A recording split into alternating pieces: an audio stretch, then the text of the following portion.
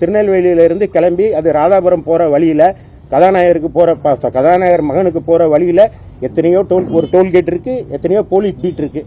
அங்கெல்லாம் தேர்தல் பறக்கும்படி நின்று இருப்பாங்கல்ல, அவங்களாம் என்ன செஞ்சாங்க? டூ வீலரில் பிடிக்கக்கூடாதுன்னு தேர்தல் பறக்கும்படிக்கு இன்ஸ்ட்ரக்ஷன் கொடுக்கல, பிடிக்கல. அது எப்படி அது லைம் லைட்டுக்கு வந்த விஷயம் வெளியே வந்தது எப்படின்னா, அந்த பணத்தை பறித்து யாரோ ஒருத்தர் ராபின்ஹுட் பாணியில் பறித்து விட்டு சென்று விட்டார். அந்த ஒரு கோடியை பறிச்சுட்டு போயிட்டாரு. அதை போய் இவங்க கம்ப்ளைண்ட் பண்ணதுனால, கம்ப்ளைண்ட் பண்ண பிறகு போலீசார் களத்தில் இறங்கி, நாங்குநேரி போலீசார் களத்தில் இறங்கி மீட்டிருக்காங்க. அதுல 28 கோடியை தான், இப்ப 28 லட்சத்தை தான் கணக்கு காமிக்கிறாங்க. மீதி பணம் என்னாச்சு அப்படிங்கறத கேள்வி. அதிமுக பொதுச்செயலாளர் மேலே இப்போ தயாநிதி வழக்கு தொடர்ந்து மன்னிப்பு கேட்டது, நோட்டீஸ் அனுப்பியதும் மன்னிப்பு கேட்கல. 14ஆம் தேதி இந்த வழக்கு இல்ல, அவர் தேர்தலில் பேசின விஷயமா வழக்கு தொடர்ந்துருக்கிறார். அது நீதிமன்றத்தில் இருக்கு. அதுக்கான தகவல்கள் எனக்கு முழுமையாக கிடைக்கல. கிட்டத்தட்ட உங்களை அழைத்து அது பேசுகிறேன். சட்ட ரீதியாக நாங்கள் எதிர்கொள்வோம். புகார் கொடுக்கப்பட்ட புகார்கள் விசாரணை முறையாக நடக்கல. தேர்தல் ஆணையத்துக்கு நம்பிக்கை இல்லையே. நம்பிக்கை இருந்தால் தான் நான் தேர்தல் ஆணையத்துக்கு இதானே கொடுத்தேன். தேர்தல் ஆணையம் ரிசீவ்டுன்னு அக்னாலஜ்மெண்ட்லாம் கொடுத்துருக்காங்களே. இதில் பதில் சொல்ல, இதை விட பெரிய என்ன குற்றச்சாட்டு இருக்க போது? இதுக்கு இன்னும் பதில் சொல்லலை. Yes, we have received, we have taken action, ஒன்றுமே சொல்லலையே.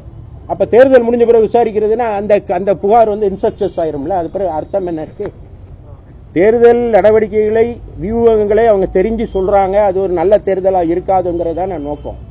இப்போ உதாரணமா, இப்போ திருநெல்வேலியிலேருந்து எடுத்து சென்ற பணத்தை பிடிச்சிருக்காங்க, 1 கோடி பிடிச்சிருக்காங்கன்னு எங்க தலைமையில நான் சொல்றேன்னு வச்சுக்கோங்களேன். எங்க தலைவருடைய போன் ஒட்டு கேட்கப்படுதுன்னா உடனடியாக அதை 1 கோடியை அதை ரெஜிஸ்டர் பண்ணாதீங்க, அதை 28ல் பண்ணுங்கன்னு சொல்ற இன்ஸ்ட்ரக்ஷன் உளவுத்துறை தமிழக அரசு கொடுக்குது. ஏன் அவங்க அப்படி பண்றாங்கன்னா, இந்த தேர்தல் முடிஞ்சவொடனே இந்த அதிகாரிகள் எல்லாம் மாநில அரசு கட்டுப்பாட்டுக்கு போயிடுவாங்க.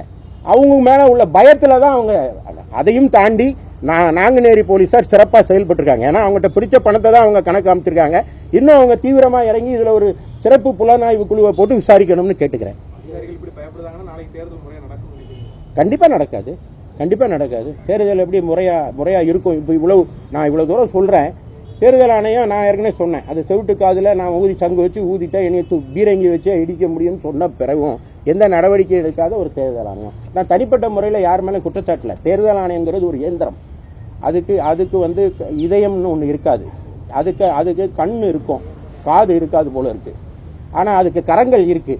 அதை இயக்கிறதுக்கான பாஸ்வேர்டு மாநில ஆளுங்கட்சி கையில் மாட்டிக்கிடுச்சு. அவங்க அந்த பாஸ்வேர்டு அவருக்கு தான் தெரியுது. அது அவர் உத்தரவிட்டாதான் அது செயல்படுதுங்கிறது என் குற்றச்சாட்டு.